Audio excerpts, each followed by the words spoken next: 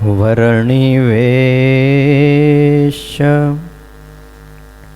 રમણીય દર્શનમ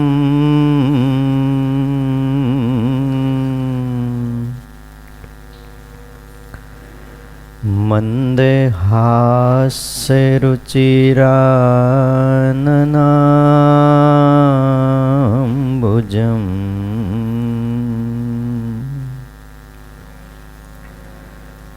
પૂજિતમ સુરનરોત્તમેર્મુદા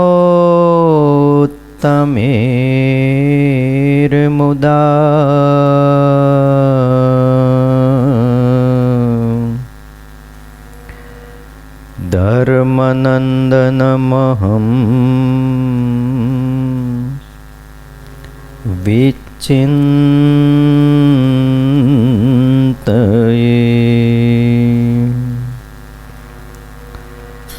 ઓમ અવતારિણે શ્રી સ્વામિનારાયણાય નમો નમઃ. શ્રી હરિકૃષ્ણાય ઘનશ્યામાય નમો નમઃ. એકાકી વનવાસીને કઠિન તપકારિણે બાલયોગી શ્રી નીલકંઠ વર્ણેન્દ્રાય નમો નમઃ. પરાત્પરાય પુણ્યશ્રવણ કીર્તનાય શ્રી સહજાનંદ સ્વામીને શ્રી નારાયણ મુનયે નમો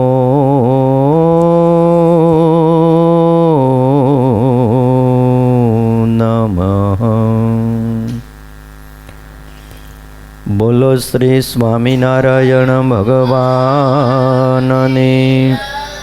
હરિકૃષ્ણ મહારાજની, લક્ષ્મી નારાયણ દેવની, ગોપીનાથજી મહારાજની, રાધારમણ દેવાની, સિદ્ધેશ્વર મહાદેવની, વિઘ્ન વિનાયક દેવની, કષ્ટભંજન દેવની જય.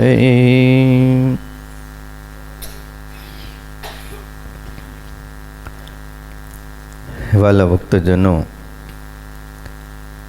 સર્વાધાર સર્વોપાસ્ય કર્તુમ અકર્તુમ સમર્થ ઇષ્ટદેવ ભગવાન શ્રી સ્વામિનારાયણ, વાત્સલ્યમૂર્તિ પૂજ્યપાદ ગુરુજી, વહાલા સંતો અને આપ સૌ વહાલા ભક્તજનો,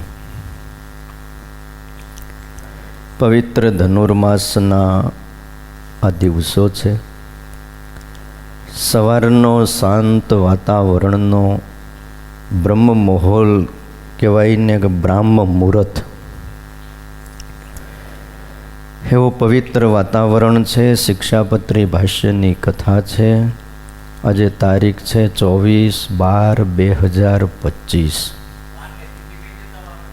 એમને આજે બુધવાર છે અને મહિનો કયો હવે પોષ સુદ ચોથ થઈ ગઈ.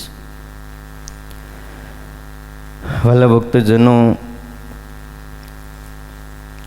જોત જોતામાં હમણાં 2025નું વર્ષ પૂરું થઈ જાય, ખબર નહીં રહી. હમણાં આપણે 25 કરતાં વર જાતા કાંઈ વાર લાગતી નથી.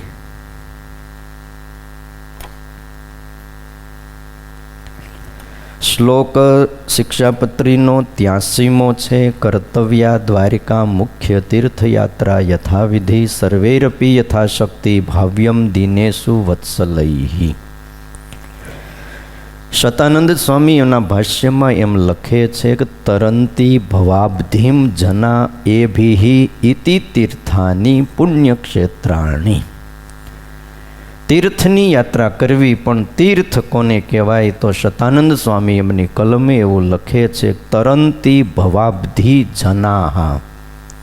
ભવરૂપી અબ્ધિ એટલે સમુદ્ર. ભવરૂપી આ સંસારને, આ સાગરને લોકો જનાહા એ ભી તરંતી, જેના માધ્યમથી તરી જાય તો એને કહેવાય છે તીર્થ. કે જેના માધ્યમે લોકો સંસાર રૂપી આ સાગરને તરી જાય છે એ ભવાબ્ધિ તીર્થ. સંસારને તારનારું જે છે એને તીર્થ કીધું છે. અને તીર્થાની ગત્વા તત્ર ભગવત મહાપૂજાન સાધુ બ્રાહ્મણ સંત તર્પણાદય ઉત્સવા કર્તવ્યા. ત્યાં જઈને ઉત્સવો કરવા. ઉત્સવોમાં શું છે? ભગવાનની મહાપૂજા કરવી, સાધુ બ્રાહ્મણ સંત એનો બધાયનું તર્પણ આદિ જમાડવા, એ કરવું, અને ઉત્સવો કીધા છે. અને આવા ઉત્સવો તીર્થયાત્રાની વિશે જ્યારે કરે છે, આચાર્ય વિહારીલાલજી મહારાજ કળશ ચોથો વિશ્રામ 6 અને કડી 41 થી 48 તીર્થયાત્રાની વાત બહુ અદ્ભુત બતાવે છે. તીર્થે જવું તે સત્સંગ કામ, જ્યારે મળે સદગુરુ જે હઠામ, ત્યારે થયા તીર્થ સર્વ પૂરા. જ્ઞાની જનો તો ન ગણે અધૂરા. જ્ઞાની જનો તો ન ગણે અધૂરા. તીર્થે જવું તે સત્સંગ કામ. બહુ ભાગ્યશાળી છીએ. એક એક વાત તીર્થની આપણા સાધુઓએ આપણને બતાવી છે. મહિમાય બતાવ્યો છે, તીર્થમાં શું કામ જવું એ પણ બતાવ્યું છે, અને તીર્થ કોને કહેવાય એ પણ વાત બતાવી છે. તીર્થે જવું તે સત્સંગ કામ. એના માટે જવું, મન મોકળું કરવા માટે નહીં. ઘણા કે ફ્રેશ થઈ આવીએ. ફ્રેશ તીર્થમાં જઈએ એટલે ફ્રેશ થઈ જઈએ. ફ્રેશમાં બીજું કાંઈ હોય નહીં. દરેક વ્યક્તિને જ્યાં રહેતા હોય ને ત્યાં એને ગૌણપણું આવી જાય. એટલે અમુક સમય થાય એટલે ફેરફાર માગે. વાસ્તવિકતા એવી છે કે તીર્થે જવું તે સત્સંગ કામ. સત્સંગ માટે થઈને તીર્થમાં જવું. જ્યારે મળે સદગુરુ જે હઠામ. અને એ તીર્થમાં જાય દ્વારિકામાં એ વખતે, એટલે તો અર્થ એવો કર્યો કે જ્યાં બહુ જાજા સાધુઓ દ્વારિકામાં રહેતા હતા, અને મોટા ભાગના વૈરાગીઓ કે સાધુ સંતો મહાત્માઓ દ્વારિકામાં, અયોધ્યા હોય તોય દ્વારિકાની યાત્રા કરવા આવતા હતા. આ એક મહિમા હતો. અને એવું તીર્થ જ્યાં મળ્યું ત્યારે જ્ઞાનીજનો ન ગણે અધૂરા. એને બધાય તીર્થ પૂરા થઈ ગયા પછી એને કાંઈ અધૂરું રહેતું નથી. ચિંતામણી થઈ પ્રાપ્તિ જેને, બદામની ગરજ રહે ન તેને. જેને મળે સદગુરુજી સમર્થ, કલ્યાણના સાધન સર્વ વ્યર્થ. જો કલ્યાણ માટે જે સાધનો શાસ્ત્રમાં બતાવ્યા છે એ ખોટા નથી. કોઈ પંક્તિનો અર્થ ક્યારેય પણ જુદી રીતે, જુદી એંગલથી ન સમજવો. પણ આચાર્ય મહારાજ એવું કહે છે કે ચિંતામણી એક પ્રાપ્ત થઈ ગઈ કોઈ વ્યક્તિને તો બદામની ગરજ રહે ન તેને. એક સમયનું વર્ષો પહેલાંનું ચલણ નાણું બદામ હતું. આપણે ઓલી ખાઈ ભેળસેળવાળી એ નહીં. બદામી હવે તમે આપણે જમી છીએ ઓરિજિનલ નથી, આટલું સમજી લેજો. ડૉક્ટર એમ કહેતા હોય ને બદામ ખાઈને બુદ્ધિ વધે, બુદ્ધિ ન વધે, કેન્સર જેવા રોગ વધે. કાજુય ડુપ્લિકેટ બને છે, બદામે ડુપ્લિકેટ બને છે, એની કરતાં ભલા આપણા સિંગ દાણા. શું કહેવું તમારું? તો મુઠ્ઠી સિંગ દાણા જમી લ્યો ને એટલે બદામને આટી મારે. એ કડવા કરી દીધા તેલ કાઢવા માટે.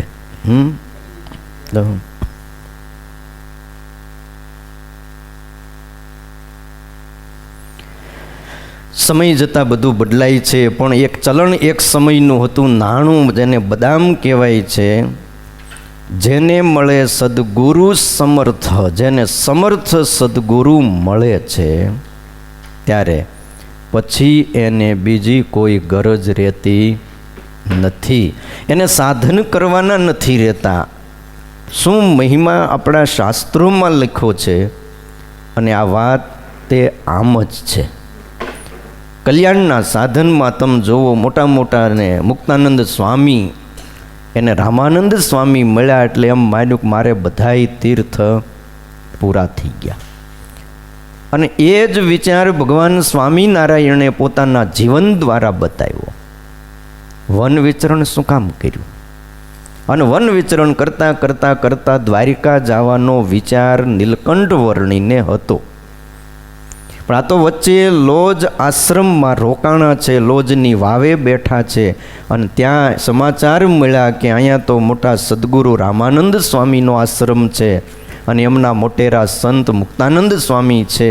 દર્શન કર્યા, રામાનંદ સ્વામીની વાત સાંભળી એટલે નીલકંઠ વર્ણી એવું બોલ્યા કે મારે બધી દ્વારિકા અહીંયા થઈ ગઈ. પછી ક્યાંય ગયા નથી એવા સદગુરુને છોડીને. અને મોટા પુરુષ છે ને વાલા ભક્તજનો, ગઈકાલે વાત કરી હતી, એ જંગમ તીર્થ છે. અને જંગમ તીર્થ સદાને માટે પ્રગટ રહે છે. ગુણાતીતાનંદ સ્વામી એમ કહે છે કે મોટા ક્યાં પરોક્ષ થાય છે. તમને એક પ્રસંગ આપું. એક વખતે અમદાવાદમાં ભગવાન સ્વામિનારાયણ પોતે બિરાજમાન હતા, અને ત્યાંથી સવારે ચાલતા ચાલતા વટાવા ગામ છે, વટવા કે વટાવા કે, સાંજના સમયે ત્યાંથી ચાલ્યા અને ગામડી ગામ પધાર્યા. અમદાવાદ દેશનું ગામડી ગામ એટલે જેતલપુર અને અમદાવાદની વચ્ચે આ ગામ આવે. અને ગામના પટેલ લાલદાસ હતા, કાકુભાઈ હતા, શંભુદાસ હતા, બાપુભાઈ, આ બધા સત્સંગી હતા. હરિભક્તો નરનારી સામૈયું લઈને આવ્યા અને ઉત્સાહથી ગાતા વાતા લાલદાસ પટેલના ઘરે સ્વામિનારાયણ ભગવાન પધાર્યા. જમવા ટાણે લાલદાસ પટેલની ઓસરીમાં શ્રીહરિએ બહુ હેતથી એમનો થાળ જમ્યા, અને થાળમાં છે ને ભાત અને સાકર પીરસી, અને તાંબડીએ ઘીની ધાર કરી. મહેમાન આવતા ને પહેલાં ઘીની ધાર કરતા, હવેની મને બહુ ખબર નથી. હા, અને આ નજરે જોયું તો આપણે અમરેલીમાં અમારે ગંભીર પ્રસાદ પિતાંબર બાપાના વંશજ કહેવાય છે. જો કે એ ધામમાં જતા રહ્યા, એને તે 15 વર્ષ થઈ ગયા. એમના દીકરા મહેન્દ્ર પ્રસાદ, વિકાસભાઈ ને ગંભીર આપણે યજ્ઞેશ, 3 દીકરાઓ હજી મોજૂદ છે. અવારનવાર એમને ન્યા સંતો આવતા. પિતાંબર બાપા એટલે બાલમુકુંદ સ્વામીની હારે એવો એક મેઘ જેનો જીવ થઈ ગયો હતો. આજે પણ એમના ઘરે સ્વામિનારાયણ ભગવાને ધારણ કરેલી પહેરેલી ચાંખડી પ્રસાદીની છે. ઘણીવાર અમે જઈને પછી કઈ, યજ્ઞેશ આ ચાંખડી આપી દો મને, કે આ છે ને એટલે તમે બધા આવો છો, આ હું આપી દઉં એટલે મારે જ બધું બંધ થઈ જાય. મેં કીધું તમે આપી દેવો ને તોય અમે આવશું. તો કે નહીં, એ નહીં, તમે કયો એટલી વાર તમારે માથે મૂકવા દો, તમને પાસે રાખવા, તમે આંખે અડાડો. ભાઈઓએ ભાગ પડ્યા ને એના પિતાંબર બાપાને, ને તે એક ચાંખડી એના ભાઈને કરે છે અને એક આમના ઘરે છે. પણ જેદી સંતો ત્યાં જાય અને રસોઈ કરીને જમતા હોય ને બધી એકવાર બરાબર ગયા પિતાંબર આપણે ગંભીર પ્રસાદ એ મોજૂદ હતા. એ કે અમારે ત્યાં સાધુઓ જમતા હતા ને તમે બધા હવે નવા બધા થયા ને એટલે કોઈ અમારે ત્યાં જમતા નથી કે. બ્રાહ્મણના હાથની રસોઈ સાધુને જમવામાં બાધ નથી. એ ધર્મામૃતમાં શિક્ષાપત્રીમાં અને આપણે સત્સંગી જીવન લખ્યું એમાં આજ્ઞા છે કે પવિત્ર બ્રાહ્મણની પાસે રસોઈ કરાવવી. એટલે આપણા જૂના સાધુઓની જૂની પરંપરા એવી હતી કે પવિત્ર સત્સંગી બ્રાહ્મણ હોય ને તો એ સંતો એને કહી દેતા એટલે રસોઈ બનાવીને તૈયાર રાખે અને પછી સંતોને પીરસવા માટે પણ બ્રાહ્મણો આવતા એના ઘરે જ. એટલે ગંભીર પ્રસાદ ઘણી વાર છે ને પછી મને કે તમારા દાદા ગુરુ હરિજીવન સ્વામી, એની પહેલાં હરિસ્વરૂપ સ્વામી, બાલમુકુંદ સ્વામી, આ બધાય અમારા ઘરે અહીંયા પંક્તિઓ પડતી ને જમતા. કીધું તો એમ કરો આપણે છે ને અમે રસોઈ બનાવી. તો કે તો તમે ભલે તમે રસોઈ બનાવો પણ અહીંયા જમો. ઓલું તો અમે બનાવતા ને એ જમતા હતા. કીધું હવે થોડુંક બદલાણું છે ભાઈ, હવે હાલવા ગયો ને આમનું. પછી રસોઈ બનાવી. હવે ઉનાળાનો સમય કેરી લઈ આવ્યા અને રસ કાઢ્યો અને રોટલી કરીને શાક કર્યું, પછી થાળ ધરાવ્યો. પછી જમવા બેઠા ને હવે મૂળ અમે 3 કે 5 સંતો અને હવે 2 કિલો જેટલું ઘી લઈ આવ્યા. અને તપેલીમાં રોટલી ચોપડાય પછી ઘી તો વધ્યું જ હોય અને ત્યાં ઊભા રહ્યા. આ ઘી કેમ વધ્યું? કીધું ઘી તો વધે જ ને, એટલું બધું ઘી ક્યાં નાખવું? અમારે ત્યાં સંતો આવતા હતા અને અમે ધાર કરીને ઘી પીરસતા હતા. કીધું દાદા ઘી પીરસતા હતા ને એ ઘી જમતા હતા, એ કોઠા હવે નથી રહ્યા, એવા ઘી નથી. પછી કે ઘી લઈ આવ્યા હતા ચોખ્ખું સરસ ગાયનું, ઉપર ઊભા રહીને પરાયણે રસમાં ઘી નખાયું. રસમાં ઘી નાખે હા, એટલે રસ વાયુ ન કરે. ઘી વાયુનાશક છે. મને કે નાખો છો કે હું આવું અંદર? હા, હું આવીને મારા હાથે નાખી દઈશ કે.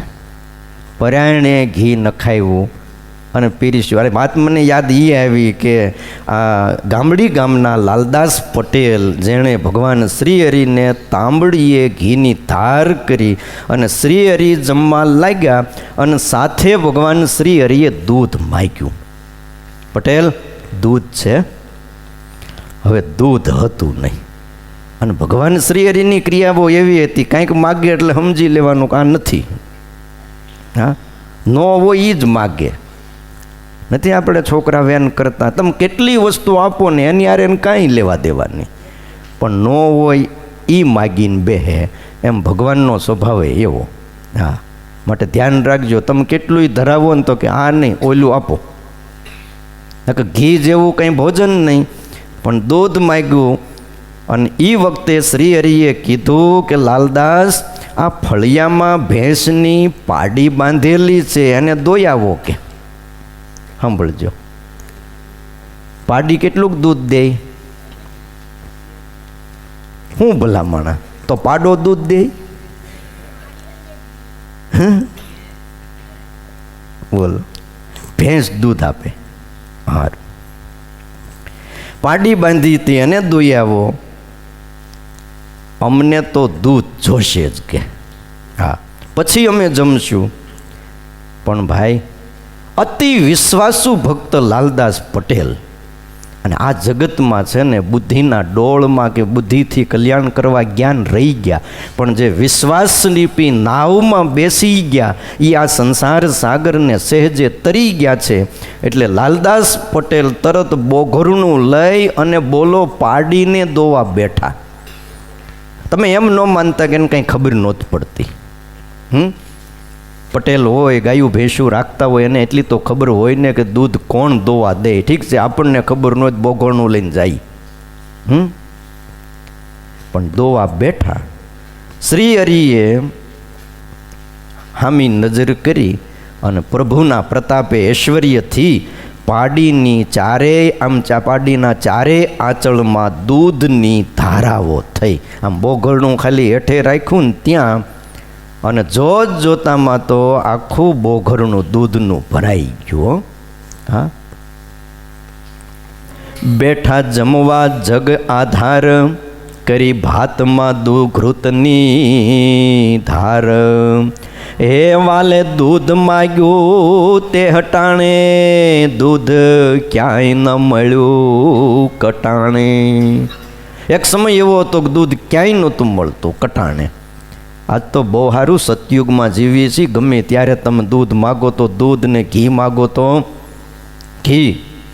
બોલો, હા, મળે કે ન મળે? જે મળતું હોય પણ મળી રહે છે. પાડી બાંધેલી કોઢમાં જોઈ, પ્રભુ કહે લાવો એને દોઈ. જને વાલાનો વિશ્વાસ જાણી, પાડી દોવા ગયા પ્રેમ આણી. પાડી બેઠી કરી જે વાર, ચારે આચળે દૂધની ધાર.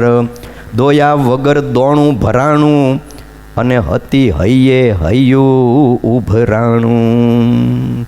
દોયા વગર બોલો દોણું ઉભરાઈ ગયું. હા, જો ડોબું લેવું ને તો દોઈને લેવાનું. શું લેવાનું? દોઈને. હા, એ આને બહુ નહીં ખબર પડે. ડોબું લેવા જાઓ એટલે આમ જાડું પતલું, આમ ભેં બહુ હૃષ્ટપુષ્ટ છે એમ જોઈને ન લેવાય. શું કરાય? દોઈને લેવાય. સમજ્યા? હા, હગ પણ કરવું હોય ને તોય જોઈને કરાય. ખ્યાલ આવ્યો? હા, લાપસી બનાવતા આવડે કે નહીં જોઈ લેવાય. લાપસી બનાવતા આવડે ને પછી હગ પણ કરવાનું. હા, એમ ગુરુ કરવા તોય જોઈને કરવા, એમ લખ્યું. ડોબું લેવું તો દોઈને લેવું, ને ગુરુ કરવા તો જોઈને કરવાના. હા, મોક્ષનો માર્ગ એવો છે. પણ પછી મોટા શિંગડે ઓલો કહે ને, મોટા શિંગડે મોયા, અને દોણું લઈને દોવા બેઠા ને પોકે પોકે રોયા. મોટા શિંગડા જોઈને ભેંસું લીધી અને પછી દોવા માટે બેઠા ને પછી પોકે પોકે રોયા. કાંઈ દોવા દીધું નહીં, એટલું બધું દૂધ આવ્યું નહીં. પણ ભાઈ, દોયા વગર દોણું ભરાણું ને હેતથી હૈયું ઉભરાઈ ગયું. સૌ કોઈને આશ્ચર્ય થઈ ગયું. અને પછી શ્રી હરિ દૂધ અને સાકર ને ભાત જીમાન પોઢ્યા. વળતા દિવસે લાલદાસ પટેલે 1.5 મણ કેરી લઈને આવ્યા અને રસ રોટલીની રસોઈ કરીને જમાડ્યા. અને બપોર પછી ગામથી પૂર્વમાં એક કૂવો છે. ભગવાન શ્રી હરિની સાથે ત્યાં પધાર્યા. કૂવાનું પાણી કડવું હતું. તીર્થ કેમ થાય છે ને મોટા પુરુષનો શું મહિમા છે, મારે આ પ્રસંગે વાત એ કરવી છે. કોઈ પશુ, કોઈ પક્ષી એ પાણી પીવે નહીં. હજી અમુક ગામના તળમાં કડવું પાણી નીકળે.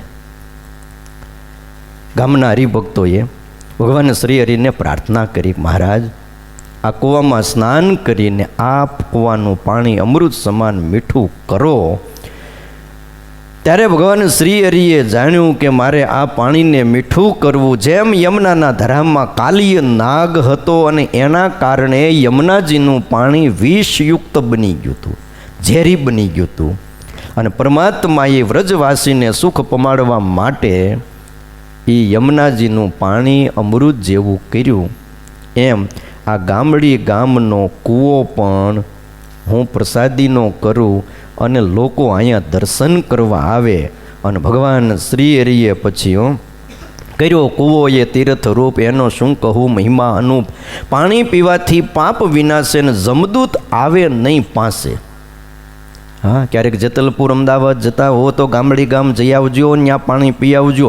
જમદૂત પાસે ન આવે અને એ કૂવાનું પાણી કોઈ પીવે તો એના પાપ પણ નાશ પામી જાય. ભગવાન શ્રી હરિએ સ્નાન કરીને કૂવાનું પાણી મીઠું કર્યું. આજે પણ એ કૂવાનું પાણી મીઠું અમૃત જેવું છે. પશ્ચિમમાં શિવજીનું મંદિર છે, એની સન્મુખ એક લીંબ વૃક્ષ છે.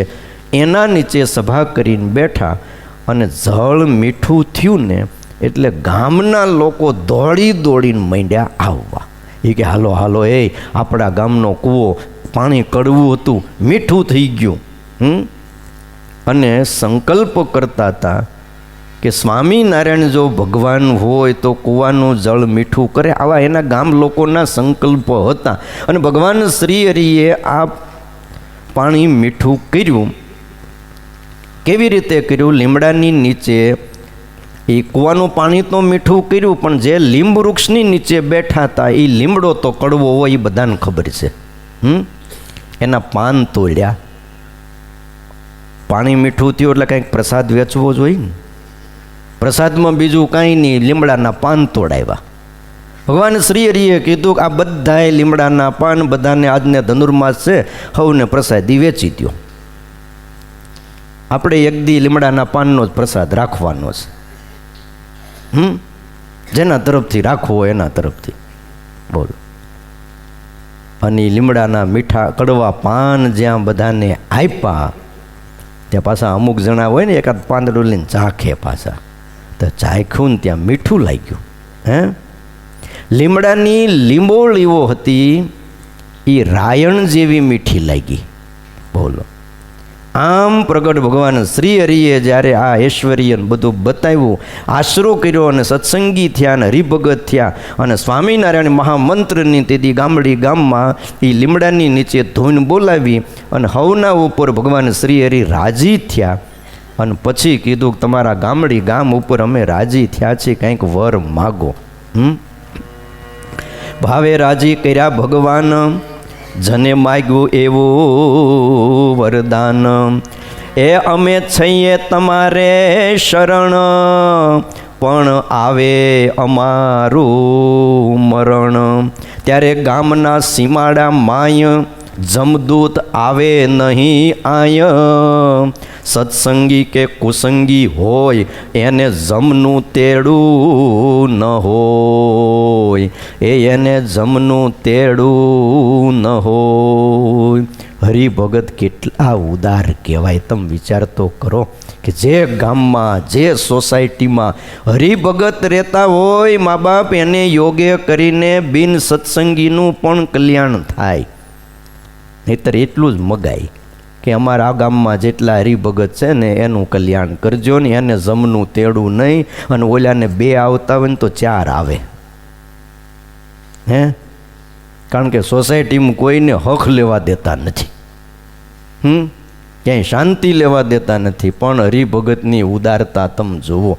હરિભગતની પડખે રહેવામાં ફાયદો આવો મોટો છે. એને તેડવા માટે ભગવાન આવ્યા હોય અને આપણે બાજુમાં રહેતા હોય તો વળી ભગત કહેતો જાય કે મારા બાજુવાળાનું જરા કલ્યાણ કરજો. તે બોલો એના યોગે કામ થઈ જાય કે ન થઈ જાય? તો થઈ જાય.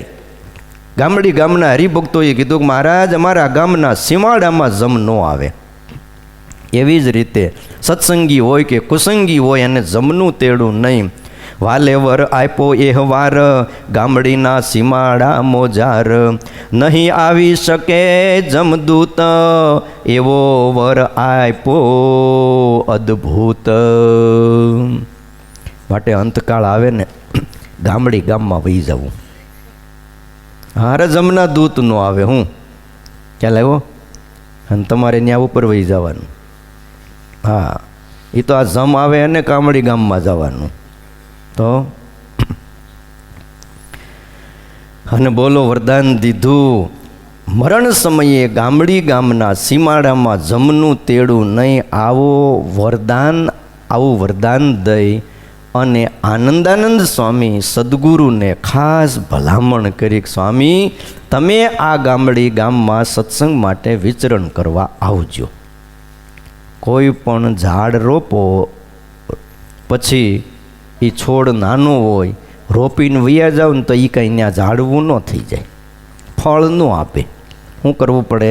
ખાતર પાણી નાખવું પડે. એમ ગામડી ગામમાં જ્યાં જ્યાં ભગવાને સત્સંગ કરાવ્યો ત્યાં પછી વરસ દાડે 2 વાર 3 વાર 4 વાર સાધુને મોકલતા.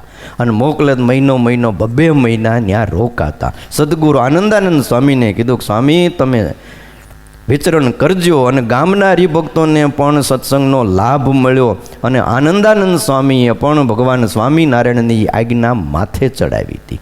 અમદાવાદનું મંદિર જેમણે કર્યું એ આનંદાનંદ સ્વામી, જેમણે જેતલપુરનું મંદિર કર્યું એ આનંદાનંદ સ્વામી, અને જેમણે ભરૂચમાં ભૃગુ ટેકરી કહેવાય ત્યાં જે મંદિર કર્યું એ આનંદાનંદ સ્વામી. અને ભરતપુરના રાજકુંવર હતા, કોઈ સામાન્ય નહોતા. આજે પણ ભરતપુરના એ રાજમહેલની બહાર આનંદાનંદ સ્વામીનો ઇતિહાસ લખ્યો છે. કોઈ યાત્રા કરવા જાઓ ને પ્રવાસે જાઓ ત્યારે ભરતપુર જાજો અને ત્યાં રાજમહેલની બહાર હજી પણ લખ્યું છે કે સ્વામિનારાયણ સંપ્રદાયના આનંદાનંદ સ્વામી એ અમારા ક્ષત્રિય રાજકુળનું એક ઘરેણું હતું. બોલો. અને પુષ્કર તીર્થનું તળાવ જે બનાવ્યું છે એ પણ એ રેદી રાજા હતા આનંદાનંદ સ્વામી, તેદી એણે બનાવ્યું હતું. ન્યાય પણ ઇતિહાસ લખેલો છે. બહુ મોટું તળાવ છે. એ જેદી ભરતપુરના રાજવી હતા અને રાજપાઠ મૂકી અને અયોધ્યા બાજુ જતા રહ્યા હતા. અને પછી સ્વામિનારાયણ ભગવાનની વાત સાંભળી એટલે એ બધી મહંતાઈઓ અને બધોય ઠાઠમાઠ છોડી અને સ્વામિનારાયણ સંપ્રદાયના સાધુ થયેલા એ આનંદાનંદ સ્વામી મહાસમર્થ સાધુ હતા. આજ 2 પડવાળી રોટલી ખાવ છો ને તમે બધા, એ આનંદાનંદ સ્વામીની દેન છે. અહીંયા ગુજરાતમાં કોઈને આવડતી નહોતી. હા, એ આનંદાનંદ સ્વામી લાવ્યા છે. પછી સાધુને ઓલી ટાઈટ વાઈટ અંદર ગાતરિયું બાંધે, સિલાઈવાળું લુગડું તો ન પહેરે, પણ એ જે અંદર ગાતરિયું બાંધે એ બાંધવાનું એ રિવાજ કે એ જે રીત જે શીખવાડી એ આનંદાનંદ સ્વામીની રીત છે.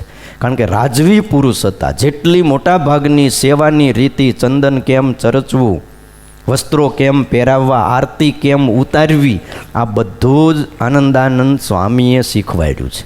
અને સાધુઓને કંઈક વસ્તુ પદાર્થ જોતા હોય તો મહારાજ એવું કહેતા કે આનંદાનંદ સ્વામીને મળો, એને મોટે રાખી રહ્યા હતા. એવા આનંદાનંદ સ્વામી દંડાવ્ય દેશમાં બહુ વિચરણ કર્યું છે. અને આનંદાનંદ સ્વામી અવારનવાર ગામડી ગામ પધારતા. જેતલપુરમાં ગંગામાના મકાન હતા, ત્યાં આનંદાનંદ સ્વામી પાસે સુંદર મંદિર જેતલપુરમાં પણ કરાવ્યું છે. અને એ મંદિરમાં રેવતીજી, બળદેવજી અને રાધાકૃષ્ણ આદિ દેવોને પધરાવ્યા છે. બોલો. એ ગંગામાની વાત તો ઘણી વાર કરી છે. એ જગ્યા એટલી પ્રસાદીની હતી. સ્વામિનારાયણ ભગવાન જેતલપુર જ્યારે આવે ને ત્યારે ગંગામાન ઘરે ઉતરતા. ભગવાન શ્રી હરિ સ્વધામ વયા ગયા પછી આનંદાનંદ સ્વામીને થયું કે આપણે મંદિર કરવું છે, પણ જગ્યા ક્યાં? જગ્યાનો પ્રશ્ન તેદી હતો અને આજે છે. પછી થયું કે આવી જગ્યા મળે ક્યાંથી? અહીંયા થાળજીમાં છે, અહીંયા ઉત્સવો કર્યા છે, અહીંયા સાધુઓ રોકાણા છે, આ ગંગામાનું ઘર ને ફળિયું ને આ બધું પ્રસાદીનું છે. એટલે હરિભગતને બોલાવીને કીધું, ભગત જરા ગંગામાન વાત કરો ને, આમે ઉંમર થઈ ગઈ છે ને હવે કાઢીને કેટલાક ચોમાસા કાઢશે માજી. અને હરિભગતે આવીને કીધું, ગંગામાં એમ બોલને દીકરા બોલ, હું આવ્યો? મને આનંદાનંદ સ્વામી આદિક સાધુએ મોકલ્યો છે. હું અહીં મંદિર કરવું જેતલપુરમાં. અરે કરો કરો કરો, મંદિર કરો કે મંદિર તો જોઈ જ ને કે. અરે પણ ગંગામાં તમારા આ મકાન પાડીને સ્વામી એમ કહે છે અહીંયા મંદિર કરવું છે. બોલતો નહીં હો, નામ લેતો નહીં. આ હું જોઉં છું ને ઓસરી ને આ બધું અહીં મહારાજ બેઠા હતા, મને તો ધ્યાન થાય છે એનું. આ મારી ઘરની ઓસરી, આ થાંભલીઓ અહીંયા ટેકો દઈને ઊભા હતા, અહીંયા બેઠા હતા, અહીંયા થાળજીમાં છે. હું જીવતી છું ને ત્યાં સુધી તો આમાંથી એક ઈંટ હું આમાંથી કાંઈ એક નળિયું ફેરવવા ન દઉં કે.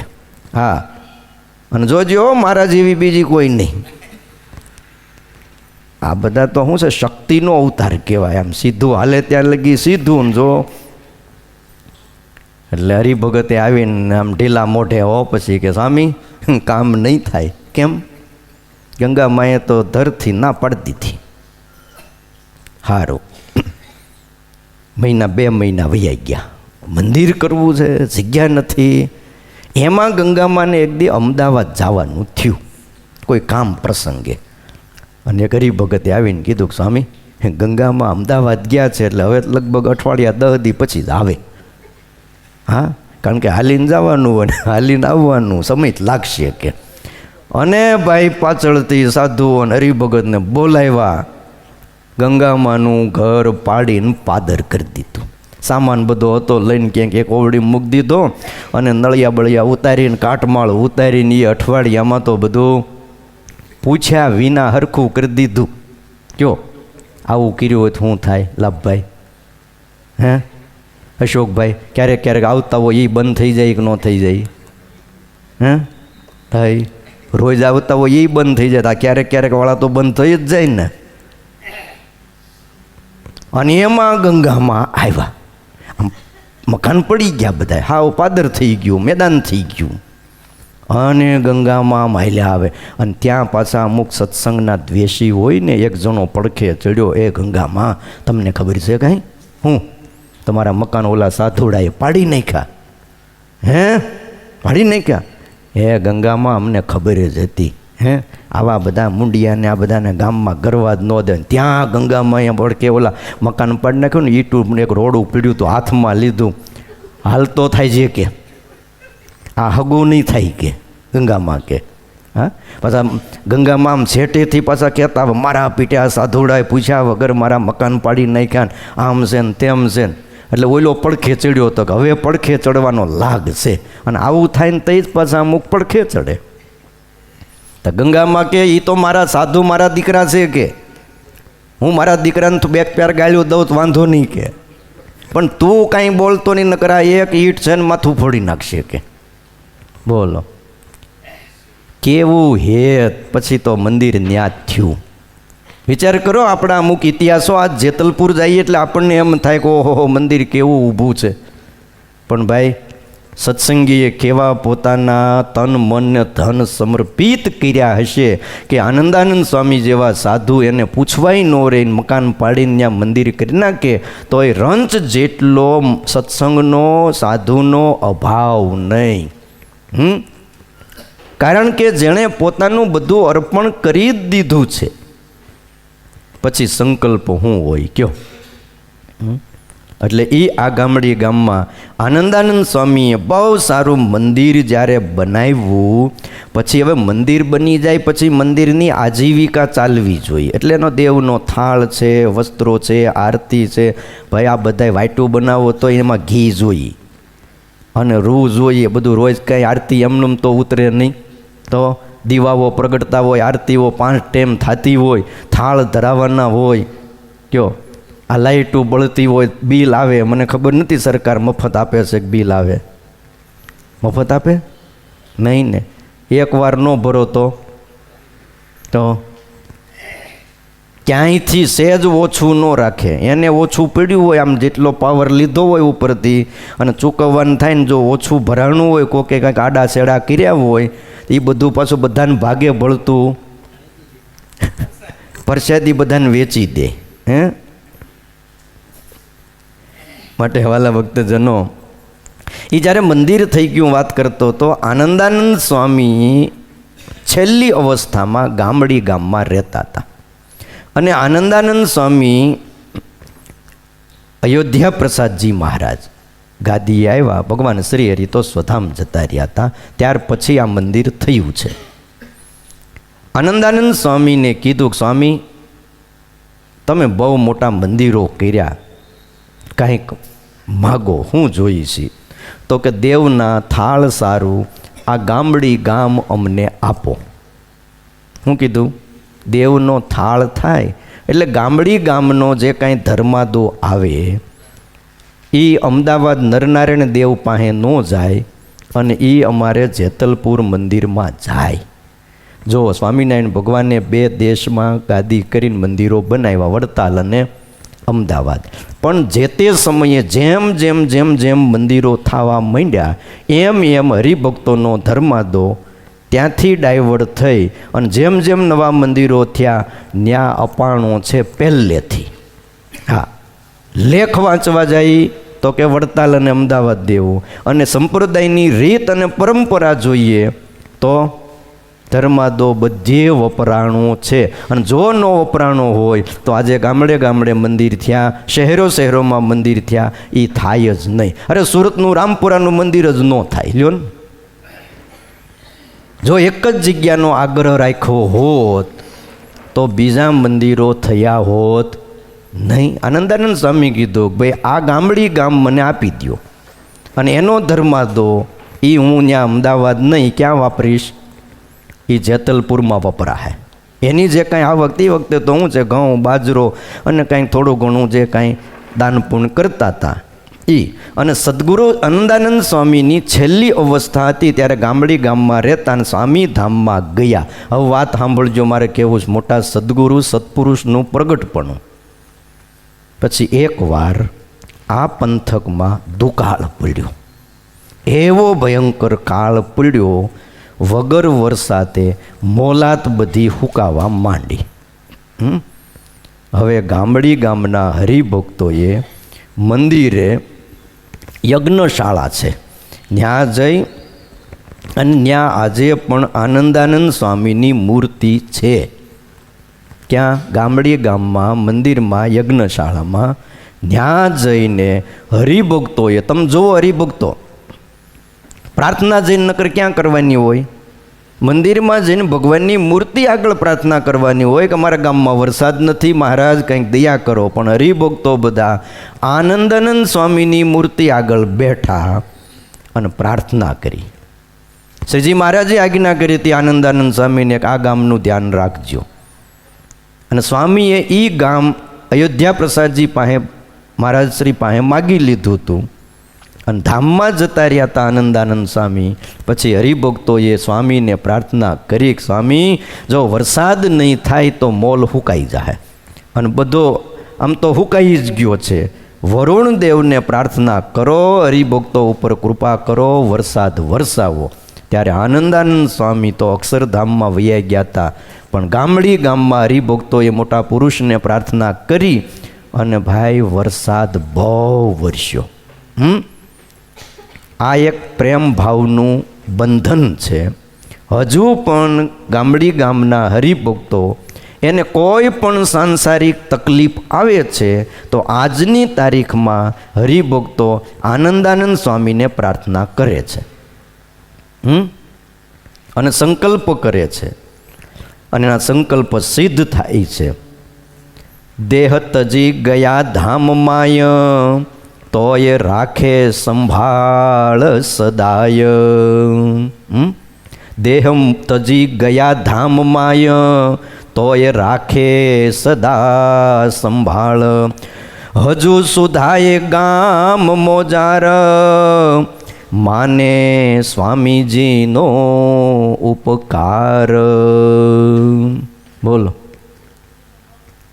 હા, અને જેતપુરમાં આજે બાલમુકુંદ સ્વામી, હા, આજે પણ હરિભગતને કોઈ પણ તકલીફ હોય તો જેતપુરમાં બાલમુકુંદ સ્વામીએ પ્રવર્તાવેલી મહાપૂજા કોઈ કરે, એને ગમે એવા ગ્રહ નડતા હોય, કાંઈ બીજા ત્રીજા કાંઈ ચોઘડિયા ફેર થઈ ગયા હોય, કોઈ પણ પ્રકારનું કાંઈ દુઃખ હોય તો એ મહાપૂજા કરાવે તો દુઃખ દૂર થાય ને થાય. આજની તારીખમાં 1,000 રૂપિયાની મહાપૂજા. બોલો, સસ્તું ને સિદ્ધપુરની જાત્રા. લોકો નહીતર દુઃખ ટાળવા લાખો રૂપિયા ખર્ચી નાખે છે ડૉક્ટરો પાસે, બીજે ત્રીજે, પણ ક્યાંય ઈલાજ ન થાય. એ મોટા પુરુષો ક્યાંક કહી ગયા છે ને ત્યાં આજે પણ કામ થાય છે. પણ ગામડી ગામના હરિભક્તોને આપણે જેટલા દંડવટ કરીએ એટલા ઓછા. હજુ સુધા એ ગામ મોજાર માને સ્વામીજીનો ઉપકાર. બોલો, હજી એ ઉપકારને નથી ભૂલ્યા. ઘણીવાર કેવું થાય કે આપણા કામ થઈ જાય ને પછી આપણે, હા, કારણ કે આ બધા કૃતજ્ઞ હતા, ઉપકારને સમજતા હતા. જેથી આપણા જીવનમાં મુશ્કેલીઓ હતી ત્યારે કોઈ સાધુએ આપણા માટે પ્રાર્થના કરી અને આપણને બધી જ રીતે વેલ સેટ કર્યા.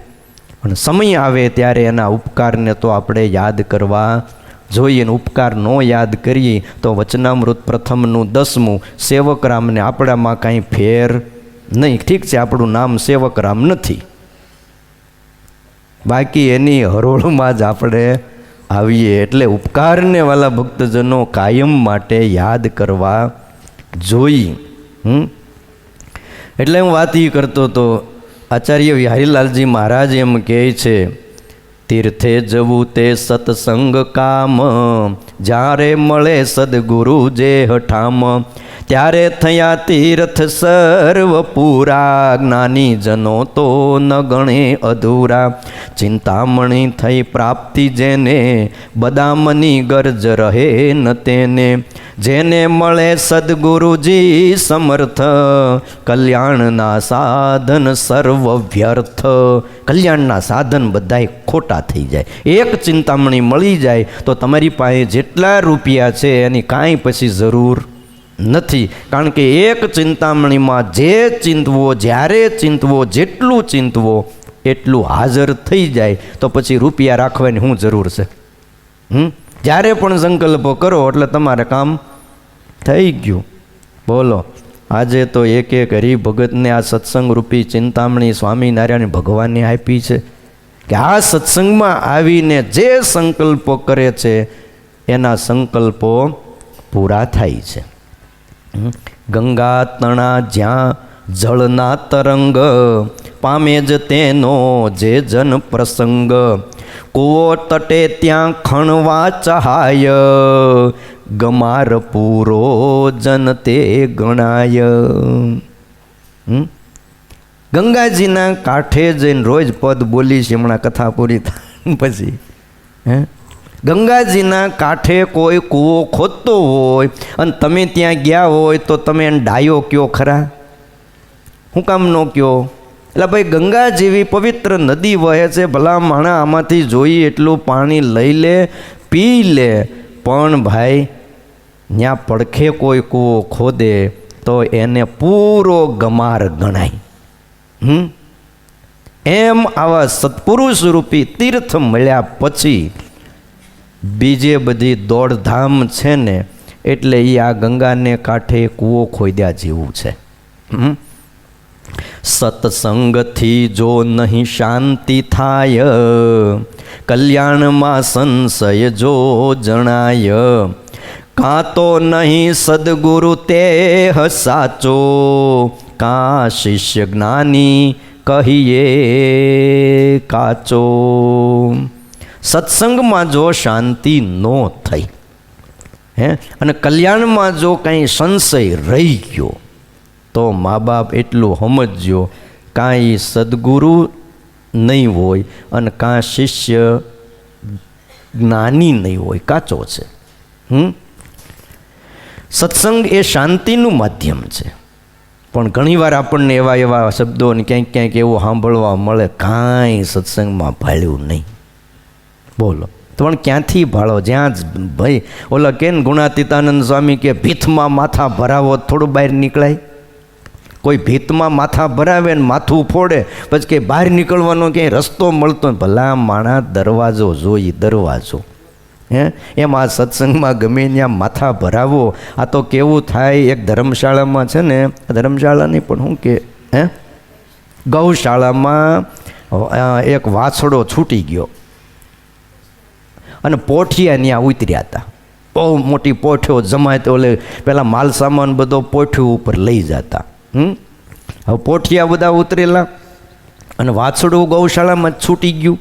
એટલે એને એમ કે મારી માં છે, એને બીજું ખબર પડે નહીં, કાંઈ નિશાની તો હોય નહીં, અને માં કહેવાય, ચાર પગ ને આમ બધું જોયું એટલે દોડીને સીધું એ તો આવમાં માથું નાખ્યું. તેવા પોઠિયા કંઈ ધાવવા દે? એને કંઈ દૂધ આવે એટલે ફેરવીને પાટું મારે, વળી પાછું માથું નાખે, એને કાંઈ ખબર નહીં, વળી પાછું માથું નાખે, વળી પોઠિયા પાટું મારે. હાંજ સુધી પાટા ખાઈ ખાઈને મોઢું હોજી ગયું. હો, અને પછી હાંજે એની માં ધણમાંથી આવી, શાંતિથી ઊભી રહી, પણ મોઢું હોજી ગયું હતું. તે કાંઈ દૂધનું સુખ આવ્યું નહીં. એમ ઘણીવાર શું થાય, આ સત્સંગમાં પાટા ખાઈ ખાઈને મોઢા હોજી જાય, પણ પછી કોઈ એવા માં જેવા કોઈ સત્પુરુષ મળે ને તોય દૂધનું સુખ આવતું નથી. ધાવી જ ન કે શું કરો તમે, પાટા ખાઈ ખાઈને અહીંયા ને ત્રીજે ને ત્રીજે માટે સત્સંગ જેવું શાંતિ થાય અને કલ્યાણ થાય એવું બીજું કાંઈ નથી. આ વારે વારે આપણા સંતોએ શાસ્ત્રોમાં લખ્યું છે. સત્સંગથી જો નહીં શાંતિ થાય, કલ્યાણમાં સંશય જો જણા હે, કાઢી લીધા તાંદુલ શાળમાંથી, શરીર પામે સુખ જે જેમાંથી, ખાંડે પછી ફોગટ ફોતરાને, તેને મહામૂર્ખ સર્વ માને. તાંદુલ તો જોયા ને, મુષ્ટિ તાંદુલ મેવા સુદામાએ ભગવાનને અર્પણ કર્યા હતા. તાંદુલ કાઢી લ્યો ને પછી ફોતર્યા વધ્યા હોય, જે જેમાંથી સુખ થાય એ ચોખા જેમાંથી સુખ થાય, પણ એમાં ફોતરા કાઢી લઈએ અને પછી ફોતરા લઈને નાખ્યા ખાંડણીયામ, અને પછી ભાઈ હાથમાં મુસલ લઈને ખાંડવા બેઠો હાંભેલું લઈ, અને એમાં પછી કોઈ નીકળે તેને ડાયો કે ફોતરા ખાંડે. એમ આ બધું છે ને સત્સંગ મૂકીને જે બીજું કરવું ને એ ફોતરા ખાંડ્યા જેવું છે. જેટલા ખાંડવા હોય એટલા ખાંડી, એમાંથી કાંઈ નીકળવાનું નથી. હા, એકવાર આજ્ઞા છે એટલે બધે જઈ આવવું અને પછી શાંતિથી શું કરવું, વૃત્તિઓ પાછી વાળીને ભજન કરવું. હા, દહીં વલોવી જો સદગુરુ ઈશ્વર આપ હોય, જે જે કહે તે કરવું જ તોય, અધર્મ કે ધર્મ ગણે ન છેક, આજ્ઞા ગુરુની શુભ ધર્મ એક. આ એક ચોપાઈ આચાર્ય મહારાજ લખે છે, જો સમજાઈ જાય જીવનમાં તો ઘણા ખરા આપણા પ્રશ્નો હલ થઈ જાય. શું? ઈશ્વર જેવા કોઈ સમર્થ સદગુરુ જે જે કહે તે કરવું તોય, મોટા પુરુષ કહે ને એ કરવું. અધર્મ કે ધર્મ ગણે ન છેક, પછી આ ધર્મ છે કે આ અધર્મ છે એ ગણે નહીં, આજ્ઞા ગુરુની શુભ ધર્મ એક. બસ એક સદગુરુની આજ્ઞા એ જ મોટો ધર્મ છે. પણ આપણું મન, આપણી બુદ્ધિ છે ને કેટલાય પ્રકારના વિચાર કરે, આમ થાય તો, આમ કર્યું તો. તમે વિચાર તો કરો, આનંદાનંદ સ્વામીએ ગામડી ગામ માગી લીધું તો એ ગામડી ગામના કોઈ હરિભગતને એમ નહોતું કે સ્વામી નહીં હો, હા અમે જેતલપુર માટે સેવા નહીં કરીએ, અમે તો અમદાવાદ માટે સેવા કરશું. આવી કોઈ વાત નહીં. બસ આપણને જેના થકી પોષણ થયું છે, આપણે જેના થકી બે અક્ષર શીખ્યા છીએ, ક્યાંક આગળ આવ્યા છીએ, એમની મરજી, એમાં વહી જવું, બસ એ જ આપણી પ્રાર્થના અને અરજી છે. એમાં બધું આવી જાય છે. દહીં વલોવી નવનીત લીધું, હતું કર્યાનું કૃત્ય તે કીધું, વલો વશે સાસ વિશેષ તોય, જાણું મહામૂર્ખ તે હતોય. 2 વાર વલોણું કરીને જેટલું માખણ કાઢવું ઘટે એટલું બધું કાઢી લીધું, પણ પછી પાછો જે સાય છે તે એ પાછો વલોવા બેઠો કે હજી કંઈક આમાં જ નીકળે, હવે કાંઈ નહીં નીકળે. તો સત્સંગી થઈ ભાવ ભલો જ રાખે, જે અન્ય આસ્થા ઉરમાહી રાખે, તો મર્મ તે તો સમજ્યો ન કાંય, ભલે પડ્યો તે સત્સંગ માય. સત્સંગી થઈ અને બીજે આસ્થા રાખે સ્વામિનારાયણ ભગવાન સિવાયની, તો એને એમ કીધું કે મર્મને સમજ્યો નથી. હા, એને પોતાના ઈષ્ટનું દર્શન ગમે, એને પોતાના ઈષ્ટની વાત ગમે, એને પોતાના ઈષ્ટના કીર્તનો ગમે, જે કાંઈ છે એ પોતાના ઈષ્ટદેવનું ગમે છે. આ શિયાળાનો સમય છે, શાકોત્સવનો સમય છે. શાકોત્સવ જેથી સ્વામિનારાયણ ભગવાનને લોયામાં કર્યો અને સાધુઓની પંક્તિ કરી, ત્યારે તમે નિષ્કુળાનંદ સ્વામીની કલમ જે લખે છે ને ક્યારેક ચોપાઈઓ વાંચજો. એમાં લખ્યું, જાણે બેઠી છે હંસની હાર, એક એકથી ઓપે અપાર. આવા શબ્દો લખ્યા. જાણે બેઠી છે હંસની હાર, એક એકથી ઓપે અપાર. જાણે કે હંસ બેઠા હોય, રાજહંસ, એવી સાધુઓની પંક્તિ પડી છે ને સ્વામિનારાયણ ભગવાન પીરસે છે.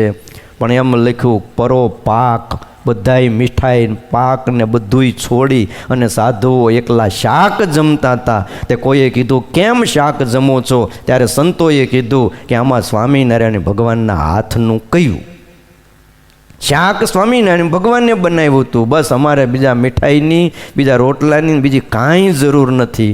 બધુંય છોડીને શું જમતા હતા?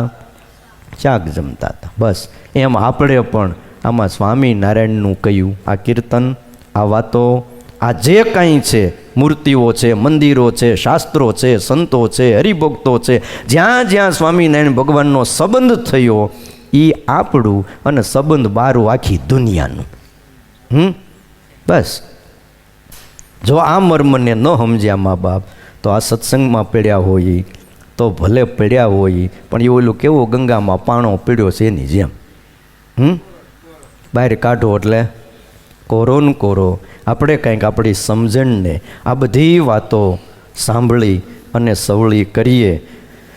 હાલે ભક્તજનો, હા શ્લોક તો એટલો અદ્ભુત છે, મને લાગે આમનો મહિનો પૂરો ન થઈ જાય સારું. હા,